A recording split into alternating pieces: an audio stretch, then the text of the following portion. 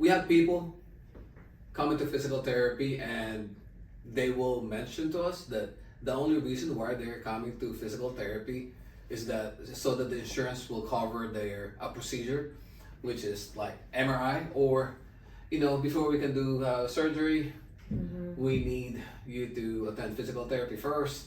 And of course they come in here and that's the mindset. That's the Oftentimes that's this the is mindset. the So, physical therapy is just needed. yeah. And I feel like somehow It's like a stepping stone. yeah, and some kind of slighted. Yeah. Sometimes I feel like okay, you just we're like an afterthought or something. So what do you usually say when a client comes in and say like, I'm only coming in just so it could suffice the requirement of, that algorithm Yeah. that insurance follows, therapy, then MRI, then surgery. Yeah. They're in the negative mindset of therapy is just something that I have to do before I undergo MRI. So they're thinking that there's something wrong in my back or my knee. Most of the time it's the back, right? Back or neck, and there's nothing you can do. Yeah. There's nothing that you can do. Or there's something broken that needs to be fixed. Yeah, something broken that needs to be fixed. Yeah. So they're already in that mindset. So it does become a challenge for us physical therapists. So when you come into us and say, I just need this because there's something wrong and I need to know what is wrong. So I think we discussed a while ago. You were talking about knees. There are some very severe arthritic knees, but they are symptomatic. Same thing with the back. Studies have shown that 40% are like a bulging disc. For 20-year-olds, it's like 4 out of 10 20-year-olds would have degenerative changes in their disc, and and they could be asymptomatic. So Symptomatic. it's that common even on younger population. Yeah. So as you get older, there's more and more chances, that by the time you're 50, it's what I think 7 to 8 out of 10 would have some degenerative changes, something like that. Rotator cuff tears at the age of 40, most likely you'll see some changes as well. So there's a lot of those evidence-based that shows that a lot of people are asymptomatic even though they have a lot of changes. I hate to use the term degeneration and that kind of stuff. What do you think is the effect of I find that sometimes knowing too much about your body, like having a picture in your mind that this is what's wrong. Yeah. What do you think? How does that affect people's psyche? Do you think that affects people's psyche in dealing with pain? Oh yeah, definitely. What you think of who you are, your perception matters a lot. It really reshapes your brain, but so you have to, again, a brain is plastic, right? We have to sometimes undo the things that we have learned that is that could be bad for us. MRI tends to like knowing, sometimes we don't even know how severe it is, our changes in our body, and then I've seen it where people's symptoms gets even worse, or they get defeated and they feel more afraid when they know that changes in their spine by seeing their MRI or by knowing the results of it. Cause more fear and beliefs that maybe I shouldn't do this, I shouldn't do that because I am broken or something is not right. And it's for a long time. There's that biomedical approach where there's something, we saw something wrong with your back or your neck, and that wrong is that you have severe arthritic changes, and even physical therapists, it's very common practice that they'll see, one side is longer, this needs to be corrected, you are rotated here, this part of a segment of your back is not moving the way it should, and therefore we need to correct that. But time and time again, we get a little nitpicky. Yeah. Time and time again, we have proven in our practice and even literature that shows that how our body is so resilient in overcoming a lot of these problems. So it is a big challenge to us to to reshape, or what's the other words, just to change their mindset about, physical therapy, where we're just here because my insurance or my doctor requires me to come here before I have this done. So they're already really set about doing something, and physical therapy is just in the way of doing. They're always doing anticipating more. Yeah. Yeah. There are people that I have talked to. There's a lot of them, and they will understand that there's a lot of value to physical therapy, more conservative measures, but it could be challenging. So specifically, but if you just kind of like tell them, nothing's sinister. I don't think it's cancer. I don't think you're broken. I don't think you have a fracture. I don't think that your ligament is completely torn or something. If you get them out of that mindset of this is not really that big. You do have pain, and I acknowledge your pain. And there's things that you could do.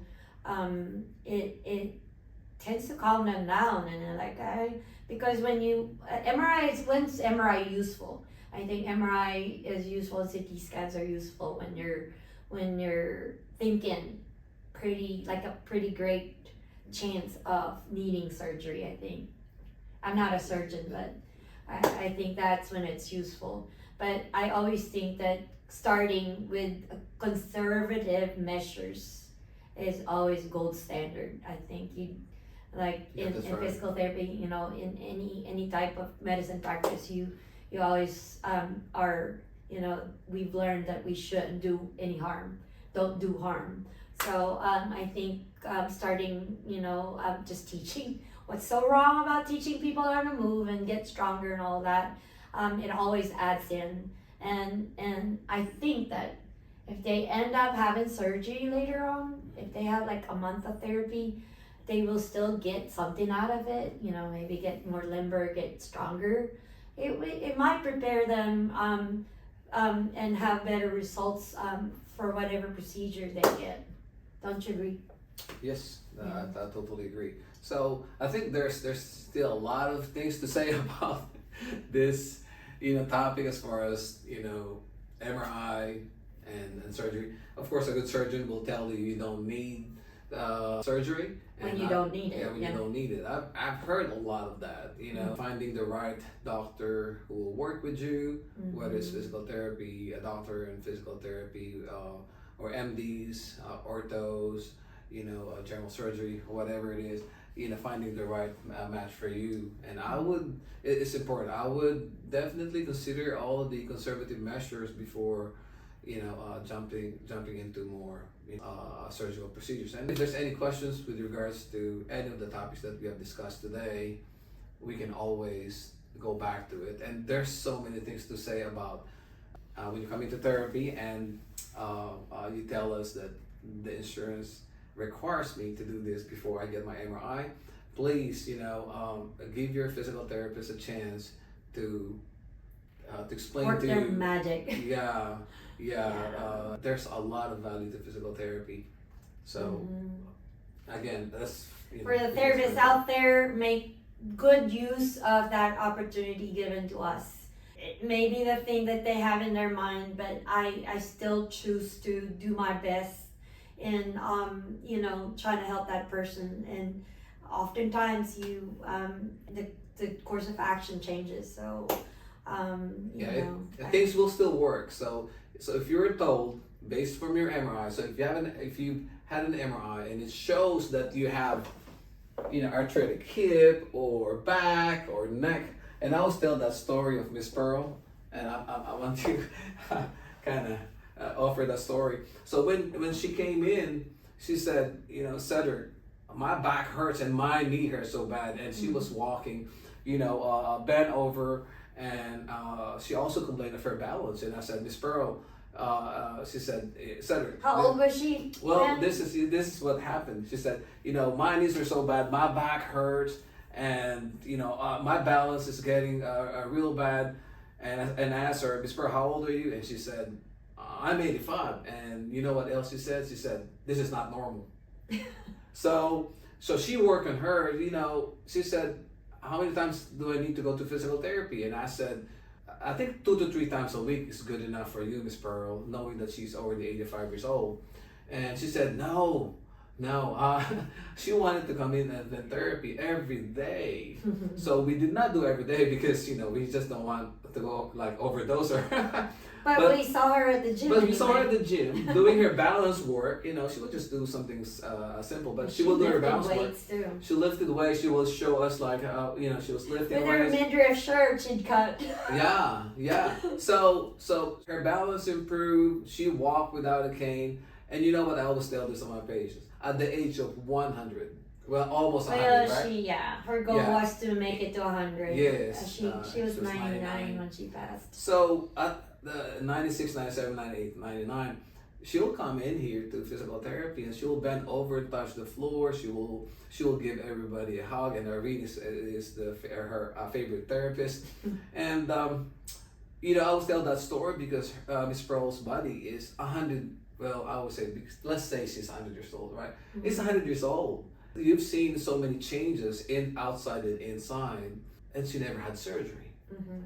So that, her joints, her back, it's 100 years old, and there's so many changes already. But guess what? Up to the, she lived at home with her boyfriend, and she was still fairly active.